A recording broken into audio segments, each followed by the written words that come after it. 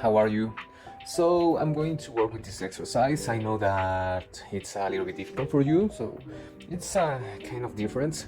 So in this case, you need to convert these units in here, this one and this one, and then find the resultant and the direction of the resultant in meters per second.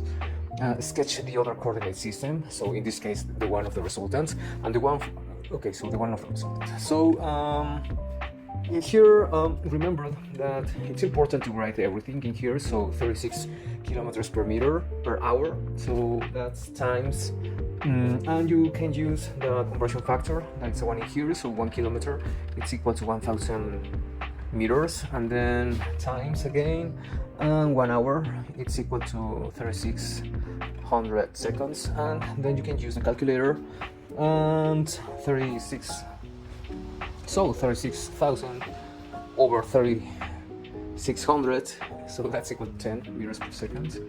And I think that, so you converted the units in the school, so I think that in here you obtain 7 meters per second and 7 meters per second, and then in here 10 meters per second.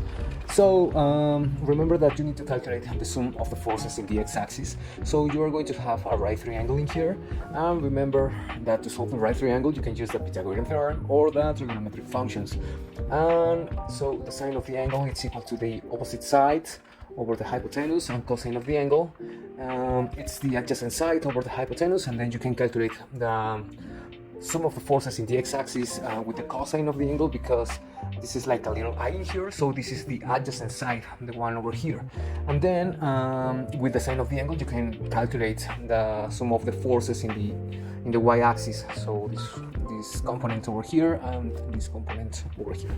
So the sum of the forces in the x-axis, it's equal to the magnitude of the vector, so 18 meters per second, times cosine of the angle, so 63.43, and then minus 10 meters per second cosine of the angle. So in here this is important, it's minus because it's going to the negative side of the x-axis, cosine of the angle, so 18.43, and then minus 7 meters per second cosine of the angle, so 33.69, finally plus 7 meters per second cosine of the angle, 75.96. So I'm going to write everything in the calculator, and then give me please only 1 minute.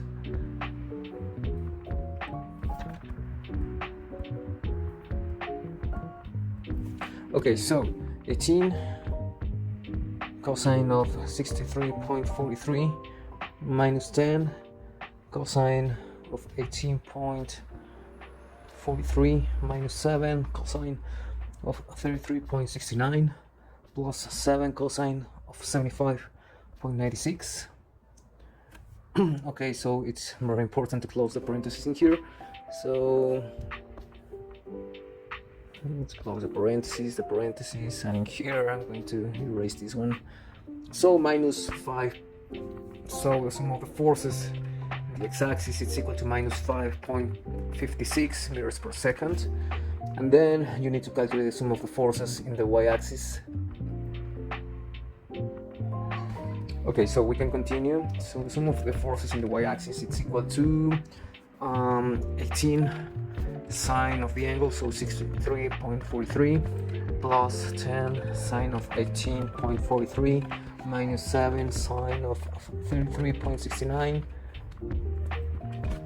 and then minus 7 sine of 75.96, and then in here, okay, so in the calculator the result is 8, so y it's equal to 8.66, and that's meters per second.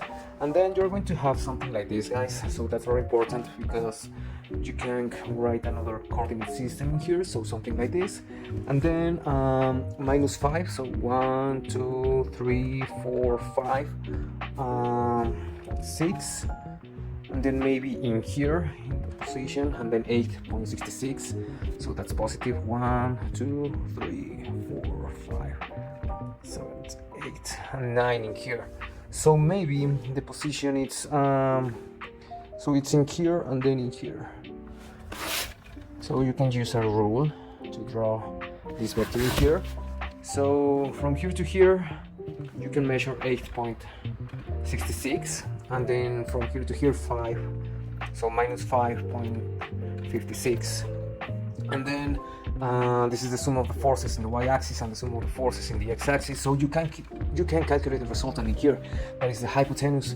So that remember that you can use the Pythagorean theorem. So in this case, it's the square root of the sides squared, so 8.66 squared plus minus 5.56 squared, and then you can write the operation in the calculator. So square root 8.66 squared, and I'm going to open up a parenthesis in here, and then you can write this inside the parenthesis.